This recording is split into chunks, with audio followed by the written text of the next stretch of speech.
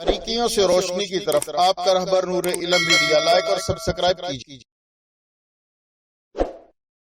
آغاز ہوگا انشاءاللہ اختتام بھی اتنی ہی جلدی ہوگا، تو اس لیے تمام حضرات جلد جو ہیں وہ جلسہ گاہ کے اندر تشریف لے آئیں کہ آپ نے یہ وقت جلسے کے لیے نکالا ہے، اللہ اور اس کے رسول کی شان مقام عظمت سننے کے لیے نکالا ہے،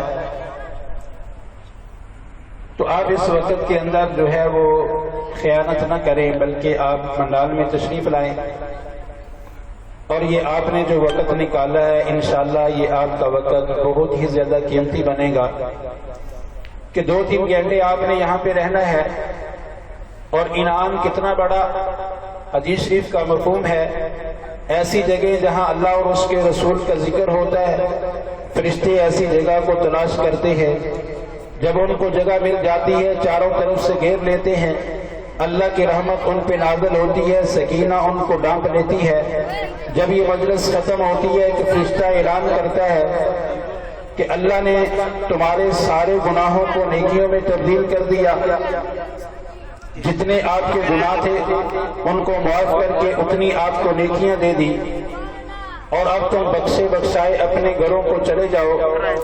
اور یہ فرشتے جب اللہ کے پاس جاتے ہیں، اللہ باوجود سب کچھ جاننے کے پوچھتے ہیں میرے فرشتوں کہاں سے آئے ہو؟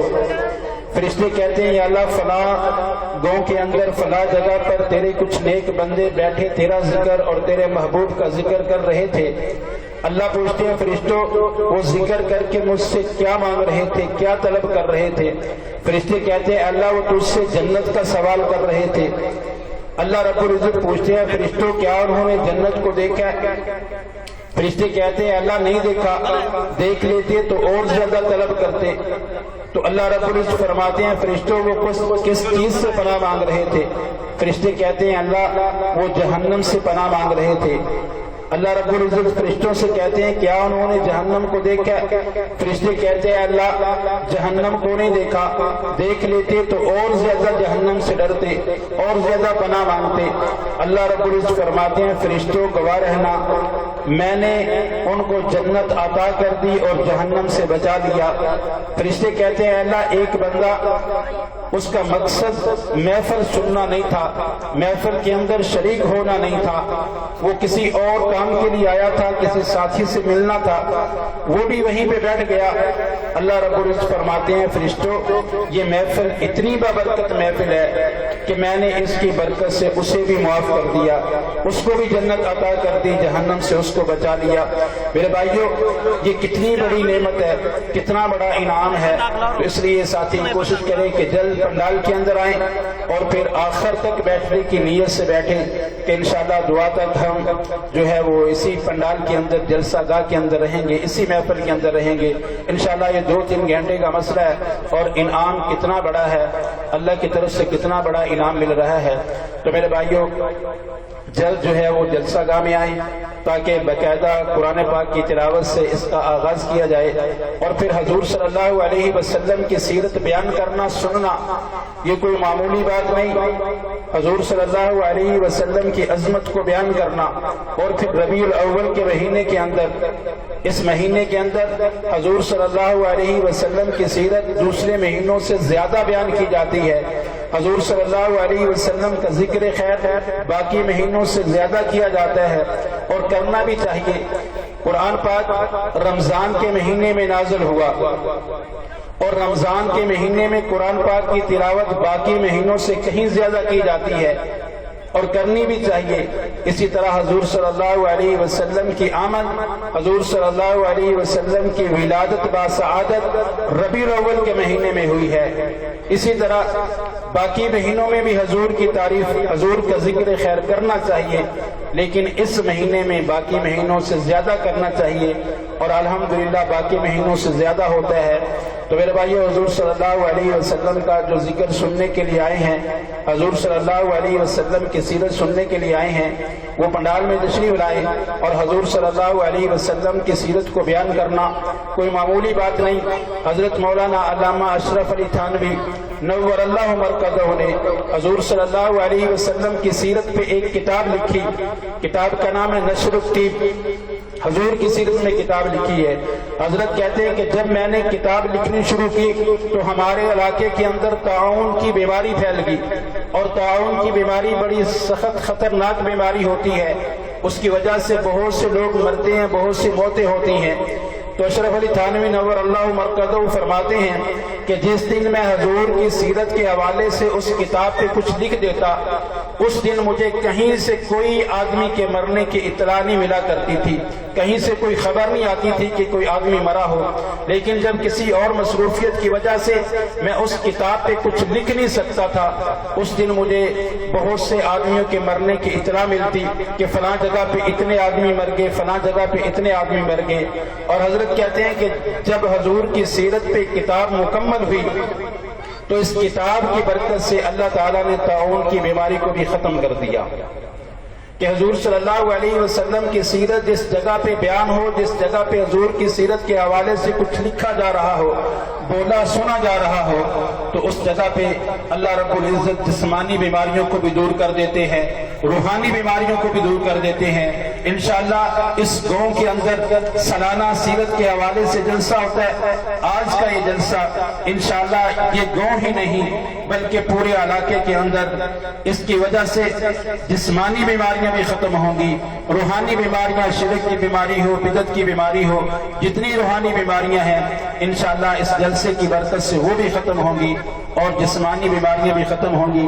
और जितने इंशाअल्लाह इस जलसे के अंदर लोग मौजूद होंगे इंशाअल्लाह उल अज़ीज़, इस सीरत की बरकत से, सीरत बयान करने और सुनने की बरकत से इंशाअल्लाह उनकी जिस्मानी रूहानी बीमारियां अल्लाह रब्बुल इज्जत दूर करेंगे।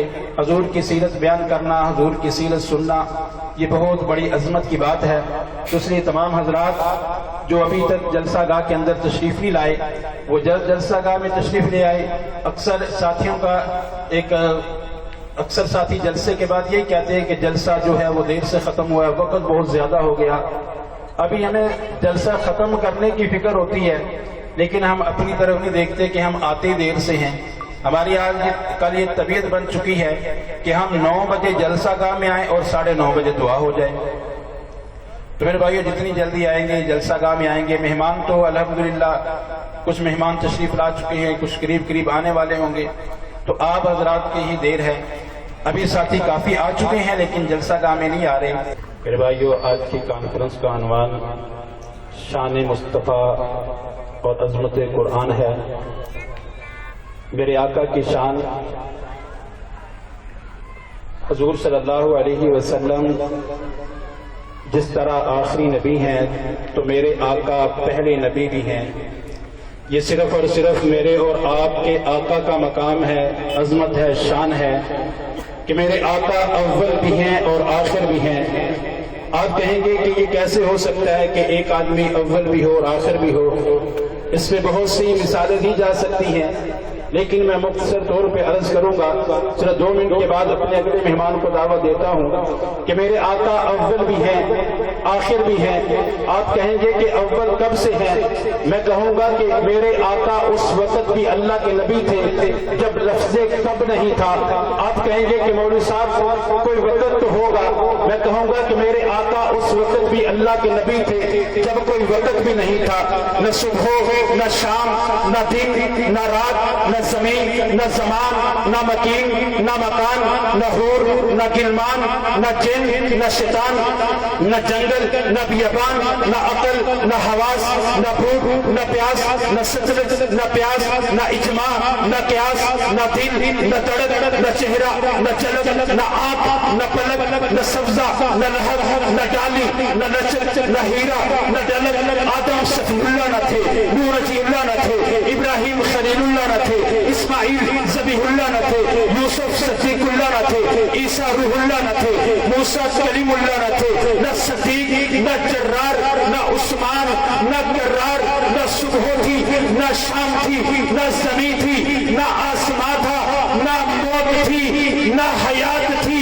एक अल्लाह, दूसरी मोहम्मद की ज़ात थी। कि मेरे आका अव्वल भी है, मेरे आका आखिर भी है। इसी बात को हुज्जतुल इस्लाम मौलाना سے پہلے مسیحیت کے انوار سے نقش روح محمد بنایا گیا، کو سجایا گیا۔ وہ محمد بھی محمود بھی مطلق کا شاہد بھی مشہود بھی علم و حکمت میں غیر محدود بھی ظاہراً امیوں میں اٹھایا گیا۔ اس کی شخصیت ہے بے حد بے انتہا، اس کی رحمت متخیل سے بھی ماورا، جو بھی